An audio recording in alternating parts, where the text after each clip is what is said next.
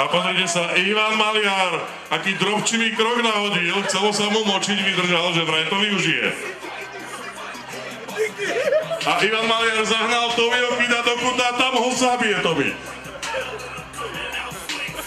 Pozrite sa, pravá ľava.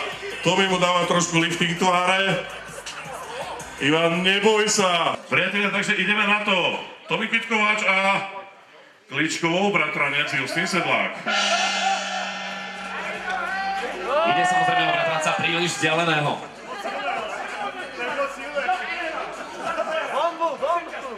Justín, ty keď natiahneš ruku, tak on zomre od hladu, kým sa k tebe dostane. Áno, chalani si teraz vymenili e-mailové adresy, že pokúsalo, je to Tyson. No ale pozor, Justín Sedlák, on bol známy rváč aj na basketbalových palubovkách. A to číslo 16, čo má na trénkach, to je 16 mŕtvych, ktorí do neho skočili. Takže Tomi Kvitkovač by si mal dávať obrovského bacha. A Justín dáva tie pravé háky z prvého poschodia, pozrite sa. Áno, legendárny je jeho hlavný úder, to je Heverom od Škody 105. Idejšiu postavu, ale kedysi spával v lešenárskej trúbke. A Robotová opäť od začiatku, pozrite sa, ako Bulldog naháňa Tomiho Kida Kováča. Ten nevie, čo má robiť, normálne má z neho bobky. Tomi, prosím ťa, cez špičky, trošku s ľahkosťou, hlava hore, rýchle oči. Tomi, rob niečo, bije ťa, nakladá ti. No vidíš. Áno, priatelia, teraz majster našiel svojho majstra. Od zajtra Robo Semeník trénuje boxerov Galanty a Tomi Kvitkovač mu bude nosiť uteráky. Priatelia, Fan Radio, Marcel Forgáč a Tomi Kvitkovač. Ideme na to.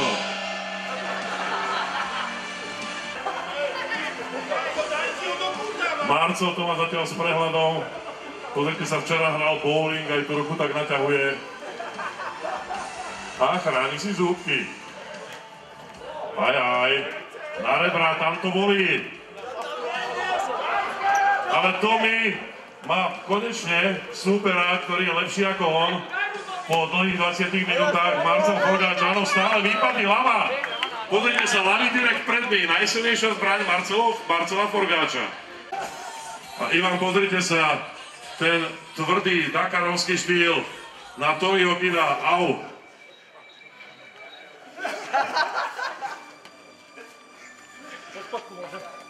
Priatelia, skúsme zatleskať, Tomi sa bojí, dodajme mu odvahy, naozaj, Tominko, poď, neboj sa, má 32 zlomení v sebe, teda na sebe iba nejaké kopce plechu, všelijakých rôznych skrutiek, ktoré držia ramena, napriek tomu tento chalan 6-krát bol na Dakare a tento rok konečne mu vyšlo to, čo všetci jeho priaznici dúfali a 4. miestom naozaj vytrhol kocúra veľkým renomovaným motocyklistickým esám, takže Ivan Jakeš, január a slovenský šport znelo, rezonovalo jedno jediné meno tohto 39-ročného rodáka z Brezovej pod Bradlom.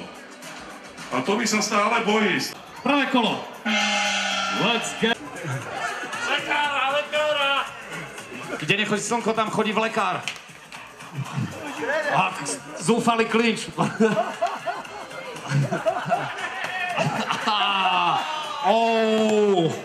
Ale už je po veľkej noci, nevadí, že nemáš kraslice, je to v pohode.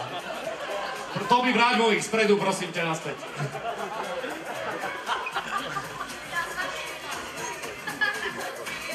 Deti, prísediace komentujú zápas, riadna šupa.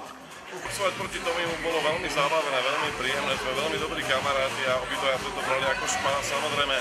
On je dobrý v tomto, ja možno v niečom inom, takže mi neublížil, bol veľmi tolerantný, ale bavil som sa, vychutnával som si a to všetko a dúfam, že aj diváci, aj keď teda nevideli box špičkovej úrovne, ale verím, že sa aspoň trošku odviazali, odreagovali a že sme, teda nielen ja, ale všetci chalani z Mufuzy, ktorí sa tu predstavili, príjemne spropagovali nielen Tomiho Kida, ktorý to ani veľmi nepotrebuje, ale box ako samotný šport, lebo je to šerm pesti, šport tvrdých chlapov, je to o gentlemanstve a naozaj Mufuza je veľmi šťastná, že bola toho súčasťou.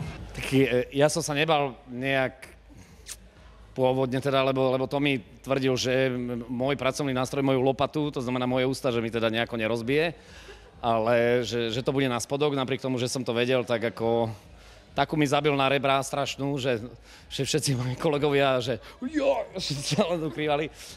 Skrátil mi dých, no. Je úžasné pozorovať akéhokoľvek profesionála pri jeho práci a to mi takým profesionálom je. Jaké to bolo s novým Idom boxovať? A tak pocity, zuby si nesieme všetky domov, takže je to dobré a myslím si, že bolo dobre spoznať aj Tomiho svet. Vlastne v januári sme boli hrať futbal, tak trošku videl náš svet, takže chcel nám ukázať aj zo svojho a myslím si, že bola sranda a trošku sme sa pobavili.